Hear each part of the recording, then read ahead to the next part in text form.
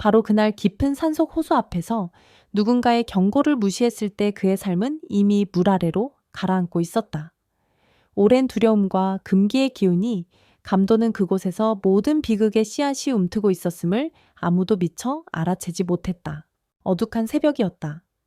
한국 남부 지방의 어느 산자락에 자리 잡은 깊은 골짜기에는 사방을 가릴 정도로 짙은 안개가 깔려 있었다. 마을 사람들은 이 산을 오래전부터 두려워했다. 표면적으로는 평범해 보이는 산이었지만 산속 깊숙이 자리한 호수가 금기의 땅으로 불려왔기 때문이다. 어릴 적부터 마을 아이들은 늘 그런 말을 들었다. 저 안쪽 호수는 끝을 알 수 없을 만큼 깊단다. 어둠의 요괴를 품고 있으니 절대로 가까이 가지 마라. 실제로도 호수 위에는 늘 푸르스름한 안개가 떠 있었다. 바람이 없는 날에도 안개가 일렁이며 괴이한 움직임을 보일 때면 사람들은 섬뜩해져 발길조차 돌리는 법이었다. 그렇지만 이 금기 어린 호수에 매일 같이 들러 무릎을 꿇고 기도를 올리는 이가 있었다. 사람들은 그녀를 옥시말매라 불렀다. 어느 시대를 배경으로 봐도 수수께끼 같은 존재였던 그녀는 마을 사람들이 함부로 입에 담지 못할 이야기의 중심에 서 있었다. 젊었을 적 병을 앓아 죽을 고비를 넘겼다는 이야기, 호수 속에서 용광의 계시를 받았다는 이야기, 심지어는 그녀가 인간이 아니라는 풍문도 있었다. 마을 사람들은 궁금해하면서도 오싹한 공포 때문에 적극적으로 파고들지 못했다. 옥시말매는 그날 새벽에도 호숫가에 홀로 앉아 있었다.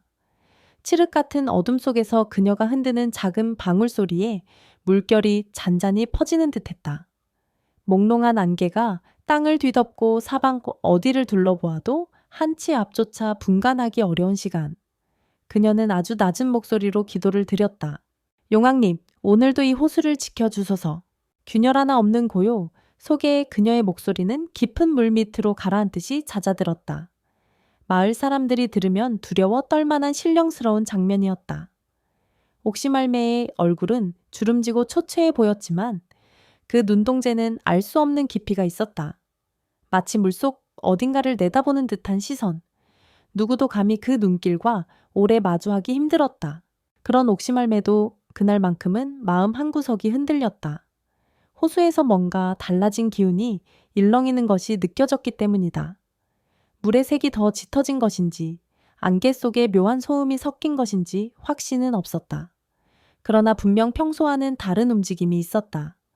이를 두고 그냥 지나칠 수 없었지만 그녀는 잠시 기도를 멈추고 깊이 숨을 내쉬었다. 이제 떠나야 할 때가 왔구먼. 그날은 읍내 장날이었다. 평소라면 옥시말매는 절대 산 아래로 내려가지 않았다. 몸이 불편하기도 했고 사람들 앞에 자주 모습을 드러내는 성격도 아니었다. 하지만 신에게 바칠 재물, 그러니까 고추와 마늘 같은 재물용 식재료가 떨어져 더 미룰 수 없었다. 마을 사람들은 옥시말매가 장날에 내려온다는 소식을 듣고 놀라면서도 아무도 함부로 이유를 묻지 않았다. 그녀는 그저 할 일이 있으니까 간다는 태도로 말없이 지팡이를 짚고 길을 떠났다. 새벽 안개를 헤치며 산길을 내려가는 옥시말매의 모습은 마치 유령이 떠도는 것 같았다. 짙은 안개 사이로 잡고 마른 실루엣만 어렴풋이 보였다가 금세 사라지곤 했다. 어느덧 산 아래에 가까워지자 해가 떠오르며 안개를 조금씩 거두어갔다. 그러나 옥시말매의 표정은 밝아지지 않았다. 호수의 변화가 자꾸 마음에 걸렸기 때문이었다. 읍내 장터는 이른 시간부터 북적였다. 주변 여러 마을에서 장을 보러 온 사람들로 가판대가 빼곡했고 물건을 자랑하려는 상인들의 목소리가 여기저기서 울렸다. 쌀이나 채소, 생필품을 파는 이들이 더운 기운에도 지쳐 보이지 않고 부지런히 움직였다. 옥시말매가 도착했을 때 마을 안악 몇몇이 놀란 듯 한도 힐끔 바라보다가 고개를 돌렸다.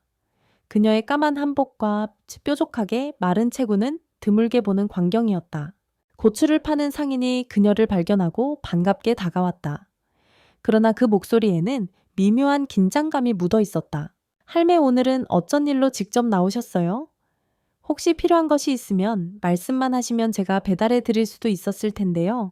옥시말매는 작지만 단단한 목소리로 대답했다. 내가 정성 들여 고르는 재물이 필요해서 직접 왔네. 좋은 고추랑 마늘 좀 골라줘. 상인은 순순히 한쪽에 빼놓았던 품질 좋은 고추와 마늘 몇 망을 건넸다. 옥시말매는 잘 확인하고 값을 치르려 했다. 그런데 마침 장터 어귀에서 시끄러운 소리가 들렸다. 사람들의 시선이 동시에 그쪽으로 몰렸다. 웬 사내들이 검은 옷을 입고 돌아다니며 상인들에게 돈을 걷는 것이었다. 부드러운 태도는 아니었다. 상인 몇몇이 고개를 떨구고 뭔가를 건네면 사내들은 봉투를 확인하고 비웃듯 돌아섰다. 간혹 이를 거부하는 상인이 있으면 시선이 날카롭게 변했다. 오늘은 기분도 안 좋으니 빨리 내라. 안 그러면 다음에 더 크게 따진다. 가장 앞에 서 있던 사내는 특히나 거만해 보였다. 그는 방성욱이라는 폭력 조직의 수장이었다. 주위 사람들은 어쩔 수 없이 그를 방사장이라 불렀지만 사실 누구도 존경의 의미로 부른 것은 아니었다. 그저 그의 폭력과 협박이 무서워 고개를 숙였을 뿐이었다. 옥시말매는 고추를 쥔 손을 잠시 멈춘 채 방성욱 일행을 유심히 지켜봤다. 한낮의 햇살이 장터를 비추는데도 그의 주변 공기는 어두침침해 보였다. 사람들의 얼굴에는 분노와 두려움이 뒤섞인 기색이 역력했다. 상인들이 벌기가 얼마나 힘든데 저런 일을 당해야 하나? 옥시말매가 작은 목소리로 중얼거렸을 때 방성욱 일행이 점점 이쪽으로 다가왔다. 상인들에게 받은 돈을 책처럼 펼쳐 새는 동작이 참으로 비열해 보였다. 그들은 곧 옥시말매와 마주치게 됐다. 이상하게도 방성욱은 눈길을 돌리다가 그녀와 시선을 맞추자 순간적으로 움찔하는 듯했다. 뭐야 이 할망구는. 눈도 제대로 마주치지 않고 내뱉은 그의 목소리에는 무뚝뚝한 호기심이 섞여 있었다. 옥시말매는 눈길을 피하지 않았다. 왠지 그의 안에 오랫동안 쌓인 검은 기운이 보이는 듯해서 자신도 모르게 심장이 짓눌리는 느낌이 들었다. 네가 조심해야 할 것이 있구먼. 옥시말매는 갑자기 쏟아지는 예감에 이끌려 낮게 말했다. 혹독한 세월을 이겨낸 것 같은 그녀의 목소리는 결코 우렁차거나 과장되지 않았지만 묘하게 귓전을 때리는 힘이 있었다. 그리고 결정적으로 그녀가 마지막에 뱉은 한마디가 방성욱을 찌르는 비수처럼 내리꽂혔다. 물 조심하게. 네 목숨이 이미 물 아래에 잠겨 있더라. 장터 곳곳에서 웅성거림이 커졌다. 사람들이 옥시말매를 바라보면서도 동시에 방성욱의 반응을 두려워해 한 발짝씩 물러섰다. 방성욱은 순간 눈이 흔들렸다. 그도 모르게 등 뒤에 식은땀이 맺히는 것을 느꼈다. 그러나 그는 이 기묘한 두려움을 분노로 바꿔버리려 애썼다. 뭐야 이 미친 할매가. 그는 욕설 섞인 말투로 소리치며 가까이 있던 부하들에게 고개를 돌렸다. 그러나 아무도 우선 나서지 못했다. 옥시말매의 눈동자가 마치 호수 깊은 바닥처럼 텅 비고도 차갑게 빛나는 게 보는 이들을 얼어붙게 만들었다. 짙은 안개 속 호수가 잔상을 남긴 듯 그녀의 눈은 아무 말 없이 상대를 꿰뚫고 있었다. 방성욱은 더 이상 여기서 시간을 빼앗길 수 없다는 듯 다시 욕설을 뱉고 돌아섰다. 주변 상인들은 겁에 질려 숨죽이며 그를 피했다. 그날 장터는 평소보다 일찍 줄어들기 시작했다. 사람들은 혹시라도 괜한 불똥이 튈까 두려워 서둘러 물건을 걷어들였다. 옥시말매는 한동안 그 자리에 가만히 섰다. 손에 들고 있던 고추 자루가 흔들렸고 바람도 한층 강하게 불었다. 호수에서 느껴졌던 그 이상한 변화의 기운이 바로 오늘 이 장터에서 이런 식으로 터져나온 것만 같았다. 소란스러운 날이 될 줄 알았다. 그러나 어쩔 수 없었다. 옥시말매에는 아침 일찍부터 느꼈던 호수의 동요가 결국 인간 세계에도 물결치고 있음을 직감했다. 그녀는 거래를 마치고 마늘 자루를 지팡이에 걸쳐 메고 천천히 산으로 되돌아갔다. 해가 중천에 떠 있었지만 그녀의 발걸음은 어둡고 조심스러웠다. 그날 이후 방성욱의 마음속에는 옥시말매가 던진 경고가 가시처럼 남았다. 물 조심하라 라는 한마디가 머릿속에서 떠나지 않았다. 평소라면 그런 미신적 말숙은 웃어넘겼겠지만 옥시말매의 눈빛은 악몽처럼 그를 계속 따라다녔다. 밤에는 잠이 들려고 누우면 어디선가 물 떨어지는 소리가 귓전을 맴돌았다. 샤워를 할 때조차 이유 모를 공포가 엄습해 물을 끄고 나와 숨을 헐떡이기 일쑤였다. 처음 며칠은 스스로를 다독였다. 극간무당 같은 할매 말에 내가 왜 흔들려 그러나 시간이 갈수록 그의 신경은 극도로 예민해졌다. 심지어 부하들과 미팅을 할 때도 얼굴이 창백해진 상태로 중얼거렸다. 혹시 그 할매 어디 사는지 알아봤어? 부하들은 조심스레 보고했다. 옥시말매가 산 깊은 곳 외딴 오두막에 살고 있고 근처에 사람이 접근하기 어려운 호수가 있다고. 마을 사람들조차 잘 가지 않는다고도 했다. 그 순간 방성욱은 책상을 주먹으로 내리쳤다. 그딴 신비주의 같은 얘긴 필요 없어. 그냥 그 노파가 뭘 하는지 또 어디서 그런 이상한 소리를 듣고 다니는지 알아봐. 그렇지만 부하들은 산에 올라가다가 안개 속에서 길을 잃고 기분 나쁜 소리를 들었다며 겁에 질려 돌아왔다. 여느 때라면 방성욱은 그들을 질책하며 벌이라도 줬겠지만 이상하게 그 역시 같은 두려움을 품고 있었기에 강경하게 나서지 못했다. 밤에는 악몽이 더욱 심했다. 꿈속에서 호수같이 검은 물 밑으로 빠져들어가는 장면이 반복됐다. 발목에는 누군가 보이지 않는 손이 매달려 있었고 물속 어딘가에서는 옥시말매가 묘한 눈빛으로 그를 내려다보고 있었다. 마치 봐라, 네가 결국 물로부터 벗어나지 못한다고 말하는 듯했다. 더는 참을 수 없어. 내가 직접 간다. 결국 어느 비 내리는 새벽 방성욱은 부하들의 만류에도 불구하고 홀로 차를 몰아 산으로 향했다. 비는 멎을 기미가 없었고 하천은 거세게 물소리를 내고 있었다. 안개는 밤이라 더욱 짙어졌다. 그러나 그는 정신이 이미 반쯤 날아간 듯 오직 옥시말매를 잡아다 몰아붙여야 한다는 생각에 사로잡혔다. 산길을 오르다 보니 여기저기 재단처럼 보이는 것들이 눈에 띄었다. 그곳은 누군가 사고로 사망한 지점에 세워진 재단일 수도 있고 아니면 미신적으로 신령에게 바치는 표식일 수도 있었다. 평소 같으면 신경 쓰지 않았겠지만 오늘따라 그것들이 물안개와 뒤섞여 을씨년스러움을 극대화시켰다. 방성욱은 스스로 중얼거렸다. 겁먹지 마. 이건 다 미신이야. 하지만 마음 한구석은 이미 한기가 퍼져 있었다. 그는 끝까지 차로 갈 수 없는 지점에 이르자 차량을 세우고 걸어서 산 중턱까지 올라갔다. 숨이 턱에 찼지만 물러설 수 없었다.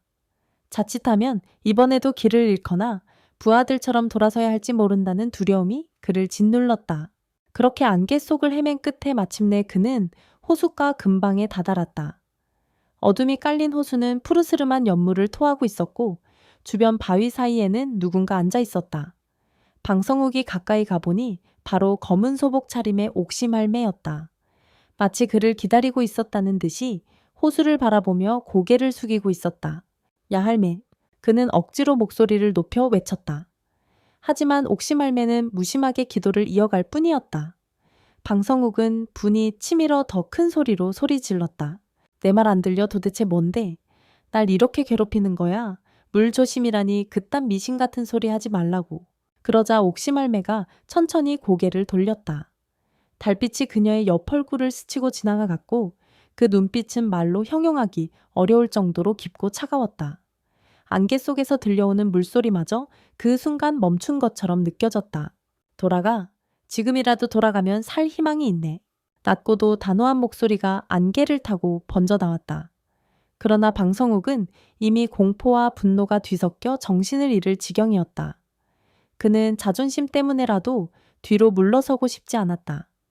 옛날부터 거친 일을 해왔고 폭력으로 사람들을 제압해왔는데 어째서 이 노파 앞에서 두려워해야 하는지 이해가 되지 않았다. 헛소리 그만해. 그는 옥시말매의 뺨을 거칠게 후려쳤다. 순간 호수 주변에서 무언가 기이한 파동이 일었다. 바람이 멎고 물결도 일시에 가라앉은 듯 보였다. 그리고 옥시말매의 눈에서 붉은 눈물이 흘러내렸다. 방성욱은 그 모습을 보고 스스로도 경악했다. 마치 자신의 손이 아닌 다른 힘에 이끌려 폭력을 휘두른 것 같았기 때문이다.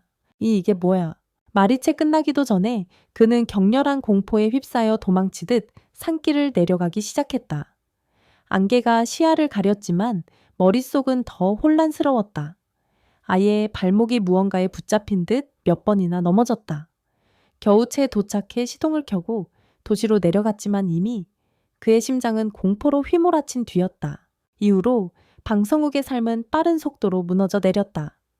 조직 사업이 삐걱거리며 엇나갔고 주변 동업자들은 그를 하나둘씩 외면했다. 몇몇은 대놓고 등을 돌리기도 했다. 기껏 성사되어 가던 계약은 잇따라 파기됐고 돈줄이 말라가자 부하들은 새로운 길을 찾아 떠났다. 그러던 어느 날 그는 아내와 아이들마저 집을 나가버렸다는 사실을 알게 되었다.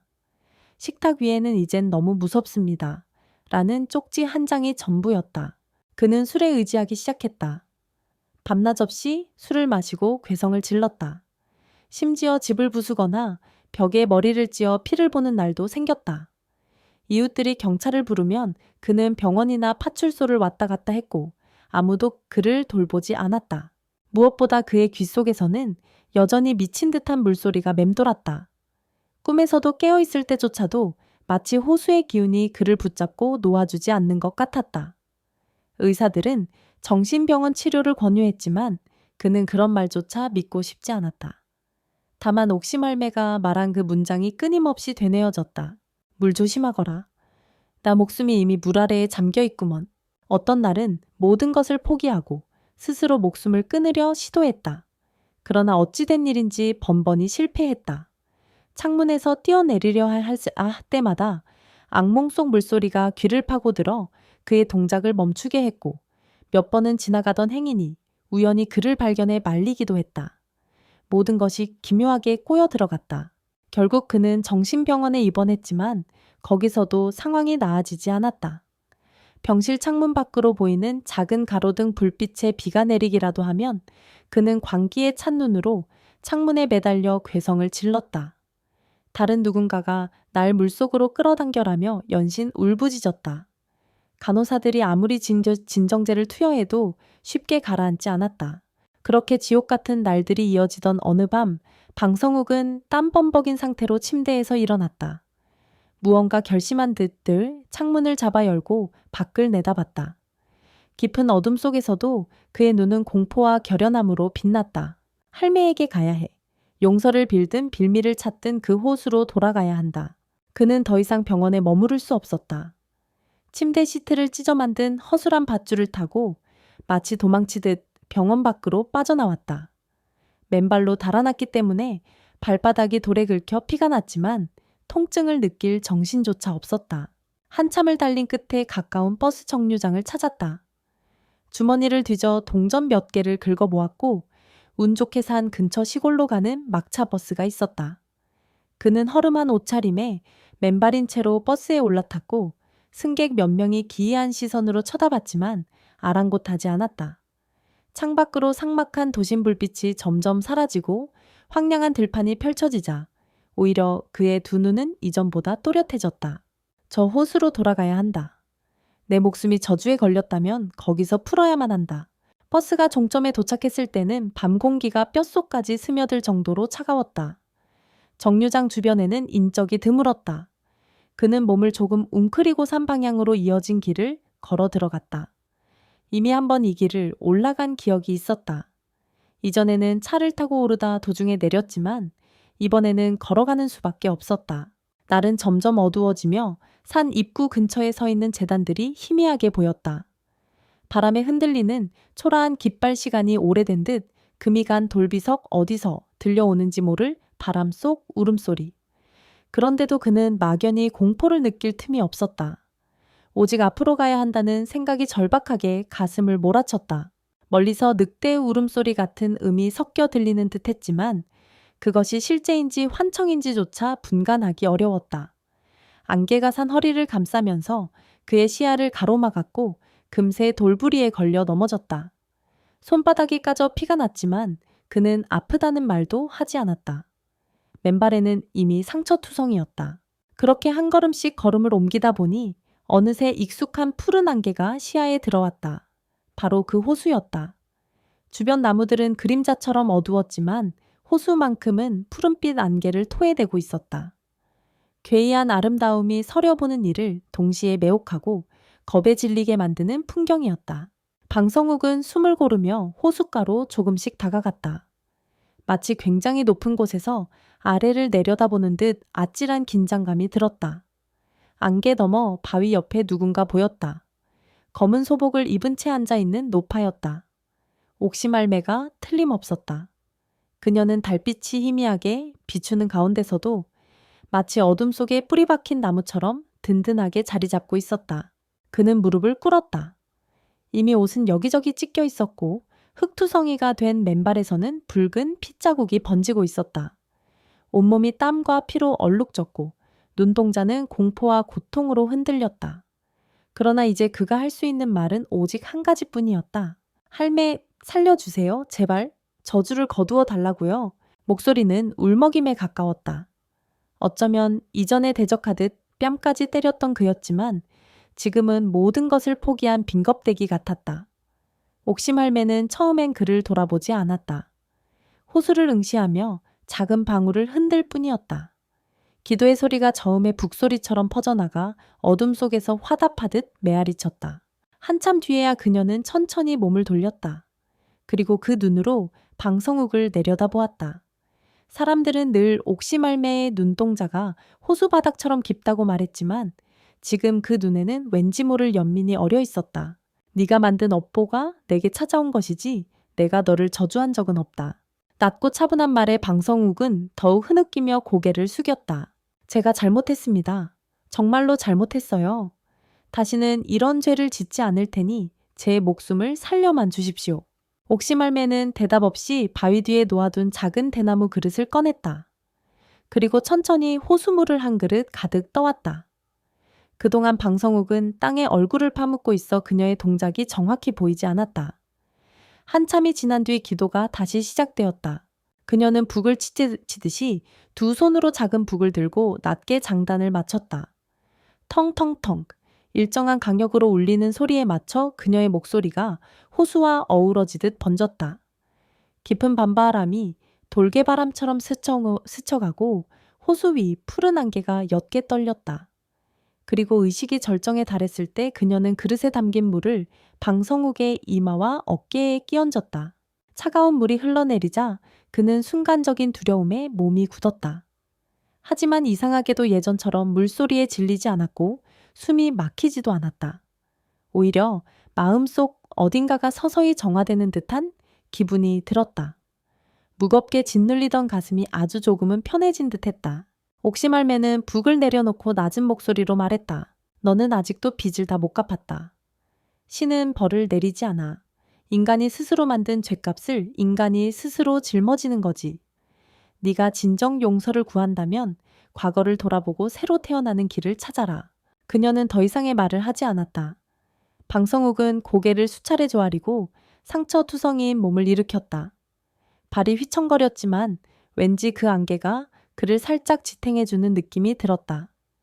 그는 호수에게 다시 한번 절하듯 허리를 숙이고 머뭇거리다 산길을 돌아 나왔다. 산을 내려가는 길은 여전히 험난했다. 안개가 짙어 넘어지기도 했고 상처로 인해 걸을 때마다 극심한 통증이 밀려왔다. 하지만 이번에는 공포보다 간절함이 더 컸다. 그는 두려움을 억누르고 길을 찾으며 겨우 아침 해가 떠오를 무렵산 아래로 내려왔다. 그 후로 사람들은 그를 당분간 보지 못했다. 도시에서도 우리 조직에서도 그의 행방에 대해 정확히 아는 이가 없었다. 소문에 따르면 그는 가족도 잃고 재산도 달려 더 이상 머물 곳이 없었다고 했다.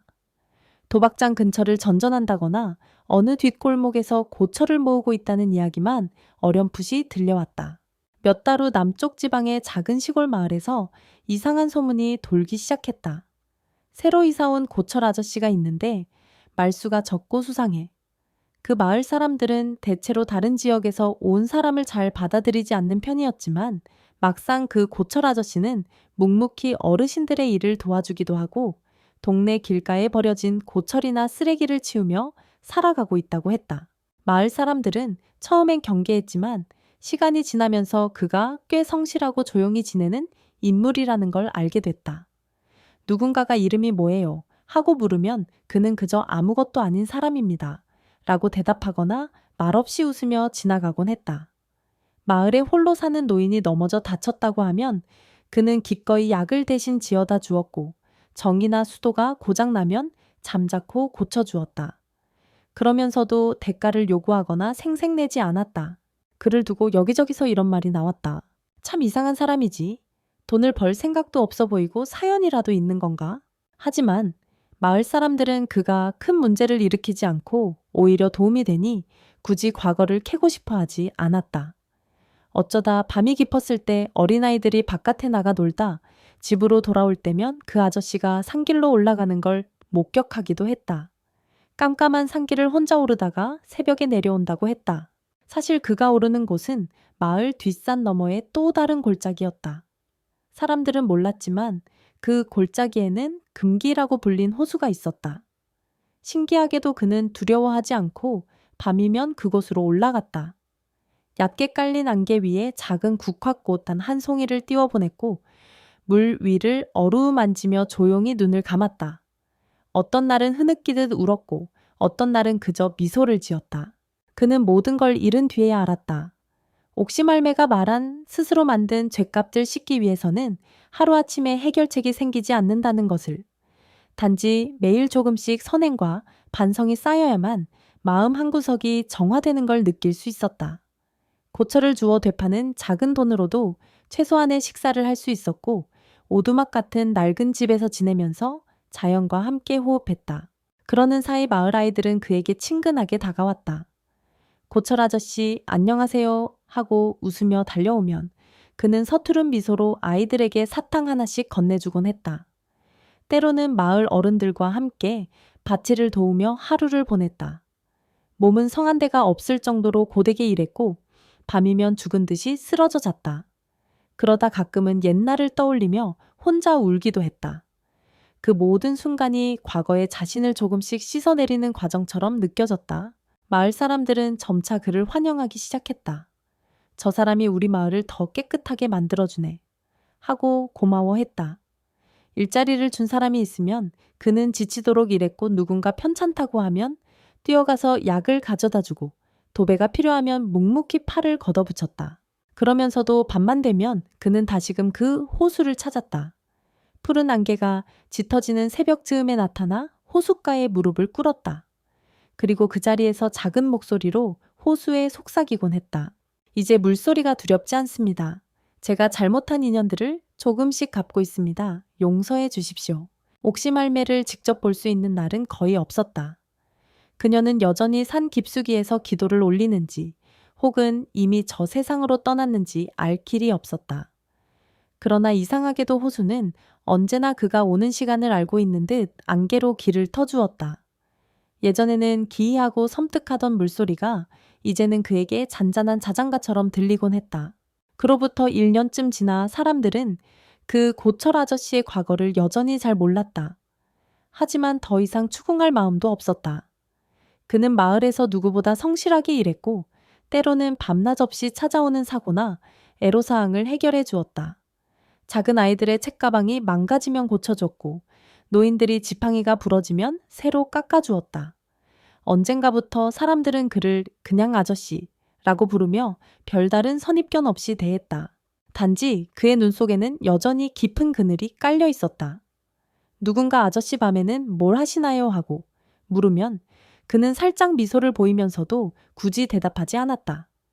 때로는 일부 아이들이 몰래 뒤를 밟아보려 했지만 어둑한 산길에서 길을 잃고 내려와야 했다. 그 아이들이 말하길 산 중턱에서 이상한 안개가 피어올라 더 못 가겠었어요.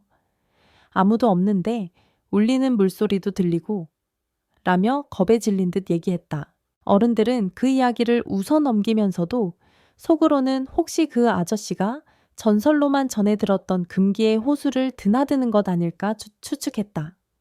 그러나 그 누구도 직접 확인할 엄두를 내지 못했다. 마을 사람들은 오래전부터 그 호수에 대해 알고 있었고 자칫 방문했다가는 불길한 일을 겪는다는 소문이 이어져 왔기 때문이다. 가을이 찾아왔을 때 산속나무들이 노랗게 물들었다. 높고 맑은 하늘 아래서 마을에는 조용한 나날이 흘렀다. 어느 날 고철 아저씨는 산에서 장작을 패고 있었다. 열심히 도끼질을 하며 땀을 흘리고 있는데 바람이 불어 낙엽 한 장이 그의 어깨에 사뿐히 떨어졌다. 그는 잠시 도끼를 내려놓고 손바닥 위에 낙엽을 조심스레 올렸다. 나는 이제 물소리가 두렵지 않다. 그가 혼잣말을 하자 어디선가 낮은 바람소리가 대답하듯 스쳐갔다. 순간 옥시말매의 목소리가 떠오르는 듯했다. 물은 생명을 빼앗기도 하지만 새 생명을 주기도 한다. 방성욱, 혹은 이제 고철 아저씨라 불리는 그는 과거를 모두 버렸다. 이름마저 지우고 그저 하루하루 누군가에게 도움이 되려 했다. 아침에는 동네 어귀로 나가 길을 청소했고 낮에는 바티를 거들고 저녁이면 지친 몸을 이끌고 오두막으로 돌아왔다. 때로는 마을 아이들을 태워주러 낡은 수레를 끌고 다니며 즐겁게 웃었고 누군가 어려움을 호소하면 묵묵히 들어주며 손을 내밀었다. 그날 저녁 오두막으로 돌아온 그는 작은 등잔불을 켰다. 방 한 구석에는 허름한 매트리스와 옷 몇 벌, 그리고 고철을 담는 수레가 전부였다. 달리 말해보면 초라한 삶이었지만 그는 묘한 안도감과 함께 그곳에 있는 것을 감사히 여겼다. 감사합니다. 이 삶을 허락해 주셔서. 누구에게 하는 말인지 알 수 없었다. 용광에게 드리는 기도인지 혹은 옥시말매에게 올리는 속삭임인지 아니면 그냥 공허한 밤 공기에 흩어지는 말인지는 중요하지 않았다. 중요한 것은 이제 더 이상 물의 소리가 그를 죄어오지 않는다는 사실이었다. 오히려 언제부턴가 호수에 가면 마음이 잔잔해졌다. 밤하늘을 올려다보자 굵은 별들이 맑은 가을 공기 속에 어른거렸다. 그는 한참 동안 창밖을 바라보다 지쳐서 매트리스 위에 누웠다. 눈을 감으면 여전히 악몽의 흔적이 스칠 때도 있었다. 그래도 그 공포에 오래 잠식되지는 않았다. 어둠 속을 비집고 들어오는 희미한 달빛이 그를 달래주었다. 내가 이 길을 얼마나 더 가야 죗값이 사라질지 모르지만 적어도 지금은 견딜 수 있다. 그런 마음으로 그는 깊은 잠에 들었다. 바람은 산 너머로 흘러가고 밤이 점차 깊어지면서 호수는 어둠 아래서 푸른 안개를 수면 위로 더 끌어올렸다. 아마 그 시간 옥시말매는 여전히 어디선가 호수를 지키며 기도를 드리고 있을지도 몰랐다. 혹은 이미 그 영혼만이 머물고 있을 수도 있었다. 그리고 물속 깊은 곳에서는 이름 모를 신의 숨결이 다가올 새벽을 준비하듯 잠들어 있을 것이다. 겨울이 되어 날이 추워졌을 때 한 번은 눈보라가 휘몰아쳤다. 마을의 전기가 끊기고 길이 얼어붙어 버린 밤이었다. 아이 셋을 둔 가난한 집에서는 연탄이 모자라 애를 먹고 있었는데 고철 아저씨가 그 소식을 듣고 곧장 밖으로 뛰어나갔다. 광에 남아있던 연탄 몇 장을 챙겨 그 집에 옮겨주고 새벽까지 밖에서 지켜보며 아이들의 안전을 확인했다. 눈발이 거세 등잔불이 꺼질 듯 흔들렸지만 그는 장갑도 끼지 않은 손으로 연탄재를 치우고 불을 새로 지폈다. 이러다 감기라도 걸리시면 어쩌려고요?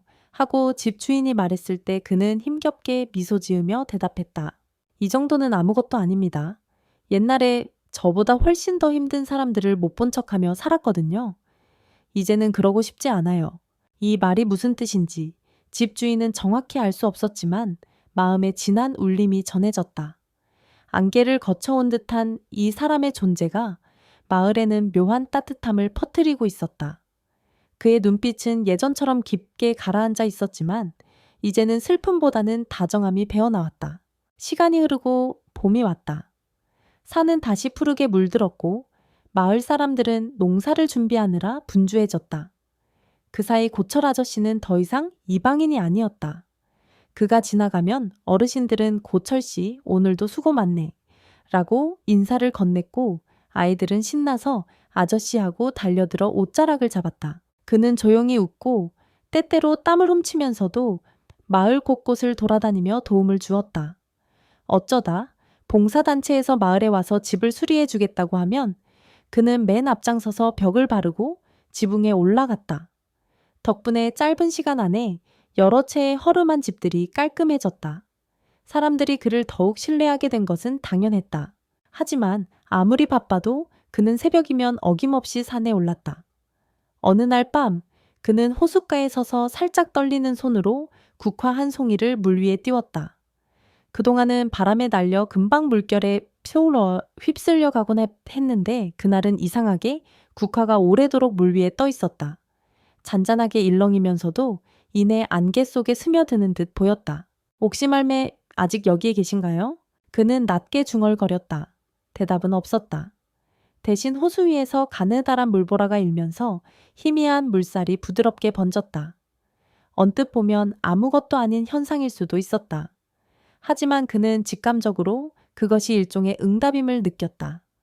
호수와 이어진 신비로운 기운이 이제 더 이상 그를 외면하지 않는 것 같았다. 그는 차분하게 호숫가에 무릎을 꿇고 아득히 먼 과거를 떠올렸다.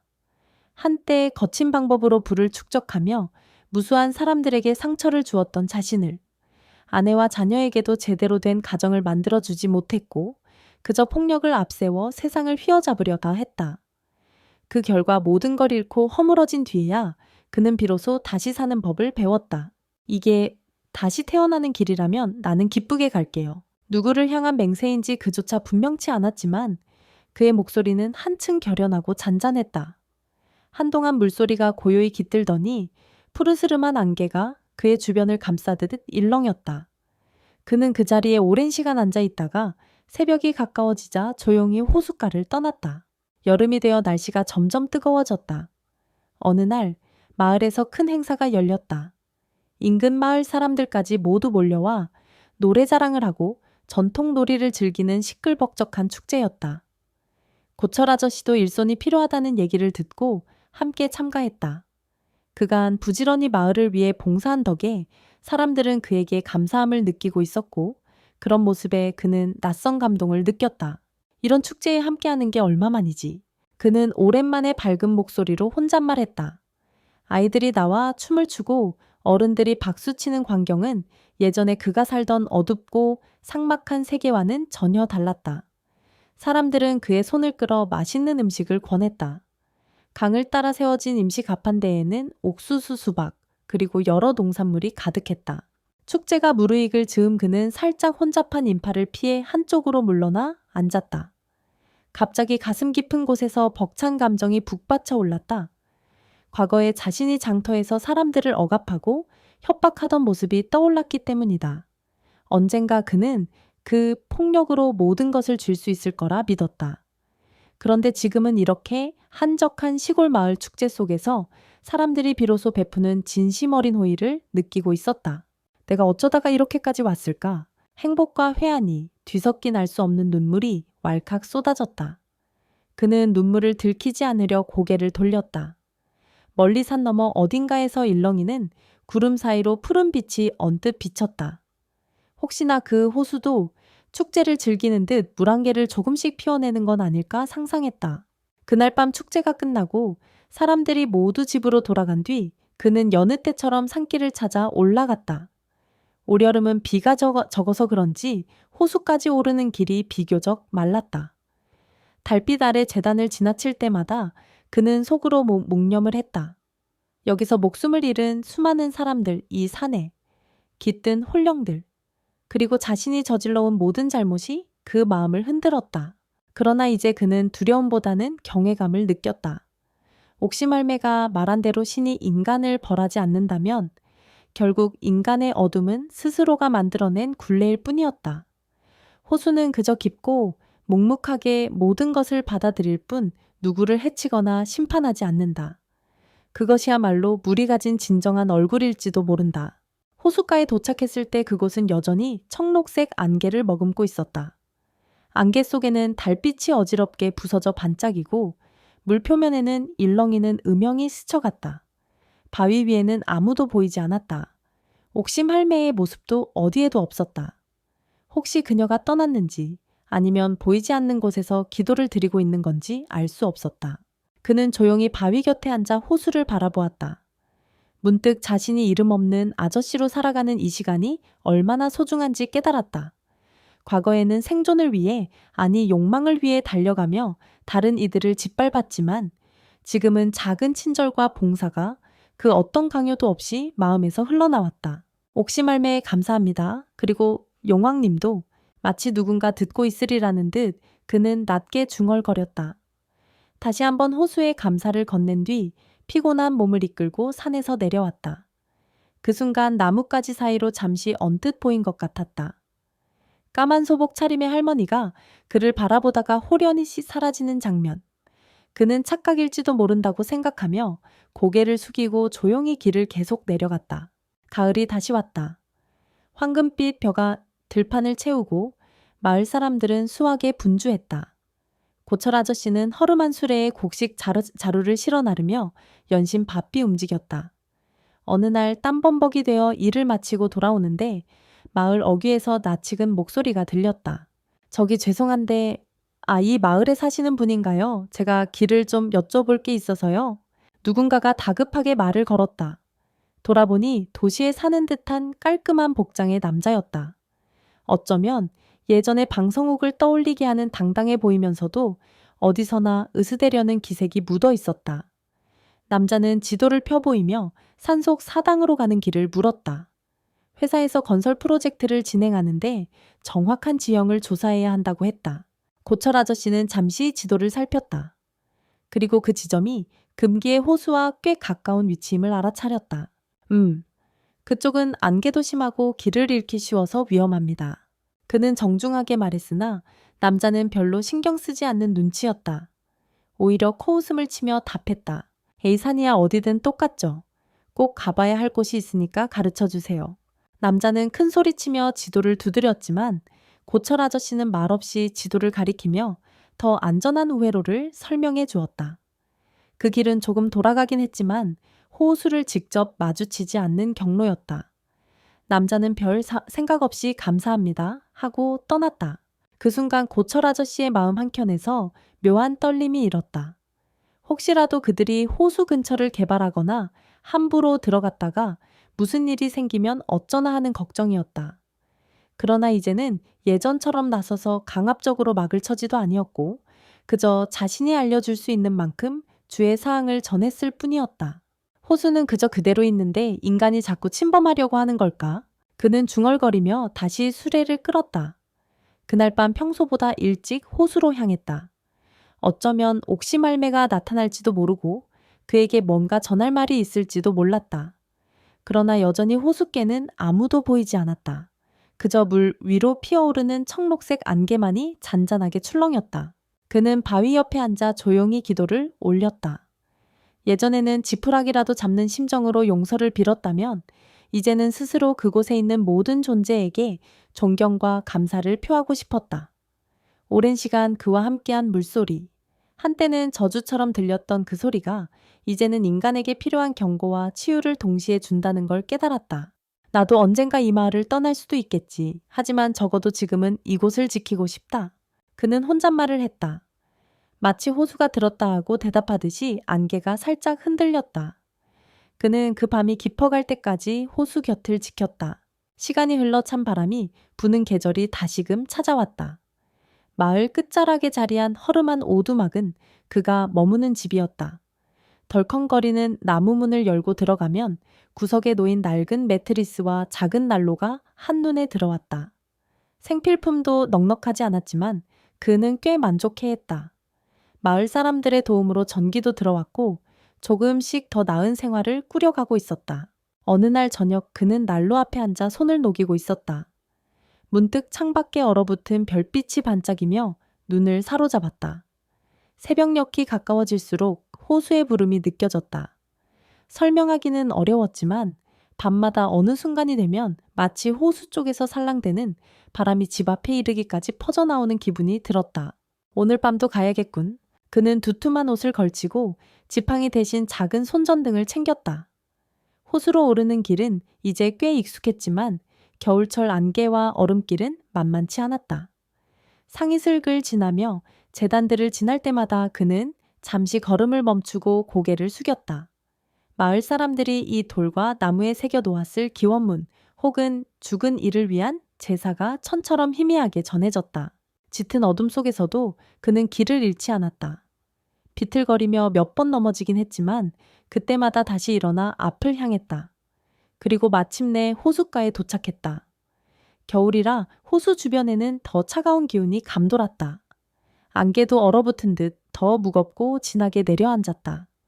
호수 물결은 겉보기엔 고요해 보였지만 안쪽 깊은 곳에서는 여전히 미묘한 움직임이 있었다. 그는 서서히 바위 곁에 다가갔다. 뒤편에서는 나뭇가지들이 삐걱이는 소리가 들렸다. 바람에 흔들리는 것 같았다. 문득 귓게 익숙한 기도 소리가 들리는 듯했다. 분명히 아무도 없었는데 혹시 옥심 할매가 돌아온 건가 싶어 뒤돌아봤지만 허공만이 침묵하고 있었다. 대신 호수 위에 누군가의 형체 같은 것이 잠시 스쳐갔다가 사라진 것만 같았다. 여전히 착각인지 환영인지 분간이 안 갔다. 그러나 그 목소리는 분명 그의 마음에 전해졌다. 물은 생명을 빼앗기도 하지만 생명을 주기도 하느니라.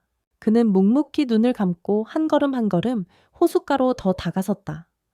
겨울 칼바람이 뺨을 에워싸듯 휘돌아오는데도 마음에는 묘한 따뜻함이 차올랐다. 아마 그는 이제 이 호수에서 두렵기보다 평온을 얻고 있었다. 고맙습니다. 그리고 미안합니다. 그가 낮게 내뱉었다. 그 순간 호숫가에 작은 물거품이 일면서 작은 파문이 생겼다. 꼭 누군가가 호수 속에서 그의 말을 들은 것처럼 물이 호흡하듯 뒤척였다. 그리고 얼마 지나지 않아 바람이 조금 잦아들며 호수 위 안개가 옅어지는 듯했다. 달빛이 수면을 비추어 길쭉한 은빛 띠를 만들었고 마치 그가 걸어 들어갈 수 있는 통로처럼 보이기도 했다. 하지만 그는 호수 안으로 들어갈 생각이 없었다. 예전의 자신이라면 쏘스라쳐 도망칠 법한 물결이지만 이제는 신성한 경애로서 바라볼 뿐이었다. 그는 그냥 그 자리에 앉아 새벽까지 기다렸다. 겨울 새벽 공기가 살을 파고들어 뼈까지 시렸지만 마음만은 전혀 춥지 않았다. 날이 밝아오자 그는 다시 오두막으로 돌아갔다. 그리고 이전처럼 마을 일을 돕는 삶을 계속 이어나갔다. 그는 이름도 과거도 버린 채 늘 지쳐 쓰러질 때까지 일했다. 그런데도 어딘가 모르게 그의 얼굴에는 안온한 미소가 깃들어 있었다. 이후로도 긴 시간이 흘렀다. 사람들은 그를 고철 아저씨라 부르며 살아가는 데 익숙해졌다. 처음에는 낯선 사연을 궁금해하기도 했지만 이제는 마치 본래부터 그 마을 사람이었던 것처럼 자연스럽게 받아들였다. 그의 과거에 대해서 누군가 물어보면 어른들은 잘 몰라. 그냥 좋은 사람이지 하고 넘겼다. 어느 날 아침 그는 평소처럼 수레를 끌고 마을 입구를 거닐었다. 문득 멀리서 작은 트럭 한 대가 오더니 낯선 이들이 내렸다. 그 중에는 언뜻 자기 부하였던 것 같은 사람의 얼굴이 보였다. 예전 폭력 조직에서 함께 일하던 자들일 수도 있었다. 그들은 잠시 고철 아저씨와 시선을 교환했지만 서로를 알아보지 못하거나 알아봤어도 외면한 듯했다. 어쩌면 설마 그 인물이 이렇게 변했을 리 없어라는 마음이었을지 모른다. 그도 아무 말하지 않고 지나쳤다. 몇 걸음 뗀 뒤 문득 옛날의 자신이 떠올라 마음이 저릿했다. 그래도 과거로 되돌아갈 일은 없었다. 이미 스스로를 내려놓았으니까. 과거엔 사람들을 겁주고 협박하며 돈을 뜯어냈던 그가 이제는 이렇게 마을 한 구석에서 철품을 주워 모으는 삶을 산다. 남들 눈에는 추락한 삶처럼 보이겠지만 정작 그는 그 어느 때보다 평온했다. 해가 바뀌고 또 계절이 순환하듯 그의 삶도 아주 조금씩 변해갔다. 오두막을 조금 손봐 지붕에서 물이 새지 않도록 했고 마을 아이들에게 쉽게 고쳐줄 수 있도록 오래된 공구를 구비했다. 점점 그의 도움을 받는 사람들이 늘어났다. 그는 마을 바깥으로 나가거나 도시로 돌아가는 걸 생각조차 하지 않았다. 어느 날 누군가가 농담 삼아 아저씨도 가끔 도시 구경 가야 하는 거 아닙니까? 라고 물으면 그는 부드럽게 고개를 저었다. 산이 좋습니다. 여기가 더 편하네요. 그렇다고 완전히 혼자가 된 것은 아니었다. 그는 종종 호수 곁에 서서 옥시말매를 떠올렸고 때때로 마을 어귀에서 지나가는 길손들과 짧은 대화를 나누며 적적함을 달랬다. 잔잔한 일상 속에서도 그의 가슴 속에는 늘 파도를 닮은 감정이 출렁였다. 그 파도는 더 이상 거센 폭풍이 아니었고 다만 잔물결이 되어 산다는 것은 이런 것이구나 하고 느끼게 했다. 어느 해계 늦가을 나무잎이 거의 떨어진 산길에서 그는 다시 한번 작은 깨달음을 얻었다. 낙엽이 우수수 내려앉아 길을 덮고 바람이 세차게 불어왔을 때 그는 손수레를 멈추고 잠시 주변을 둘러봤다. 텅 빈 나뭇가지 사이로 파랗게 맑은 하늘이 보였다. 시린 공기에 코끝이 얼얼했지만 묘하게 상쾌했다. 난 이제 정말 괜찮아? 그가 작게 웃으며 중얼거렸다. 그러자 멀지 않은 곳에서 파드득하는 소리가 났다. 마치 숨어있던 다람쥐가 낙엽 속을 뛰어가는 듯했다. 그는 조용히 그 소리를 따라 시선을 돌렸다. 자연의 작은 움직임조차 전처럼 곁을 주저하지 않았다. 모든 존재가 서로를 해치지 않는다면 함께 살아갈 수 있다는 단순한 이치를 이제서야 배운 듯했다. 산 아래 마을에서는 거대한 새 건물이 들어선다는 얘기가 돌고 있었다. 관광객 유치를 위해 혹은 개발을 위해 여러 논의가 있었다고 한다. 혹시 그 작업이 호수를 침범할까 두려워하는 사람들도 있었다. 그러나 실질적으로 그 누구도 호수 근방에 쉽게 닿지는 못했다. 산속에는 짙은 안개와 험한 절벽들이 길을 막았고 무엇보다 사람들의 막연한 두려움이 아직 남아 있었다. 그렇지만 고철 아저씨는 속으로 안심했다. 호수는 그저 그 자리에 있을 것이다. 인간의 욕심이 닿든 말든 그 깊은 물속에는 변치 않는 신령의 기운이 잠들어 있고 옥심할매 역시 여전히 그곳을 지키고 있을 것이다. 혹 어느 날 인간이 무리하게 파헤치려 한다면 아마 자연이 스스로를 보호할 것이고 그 대가를 치르는 것은 결국 인간일 테니까. 그리고 어느 추운 겨울밤 그는 오두막에서 마지막으로 작은 등을 밝혔다. 밖에는 한방눈이 내리고 있었고 어둠이 깊어 골짜기까지 완전히 뒤덮고 있었다. 그는 오늘도 호수를 찾을지 잠시 망설였다. 노소해한 몸이었지만 이상하게 오랫동안 앉아서 기도하고 싶었다. 그래서 두꺼운 겉옷을 걸치고 지팡이를 짚었다. 그가 집을 나서려는 순간 문득 마음속에서 진한 평온이 밀려왔다. 마치 누군가가 부드럽게 이제 괜찮다라고 속삭여주는 듯했다. 그는 문턱에 서서 가만히 바람 소리를 들었다.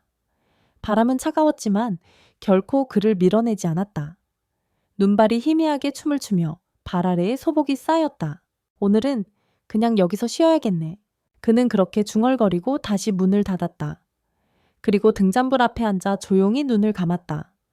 머릿속에는 험난했던 과거가 지나갔다.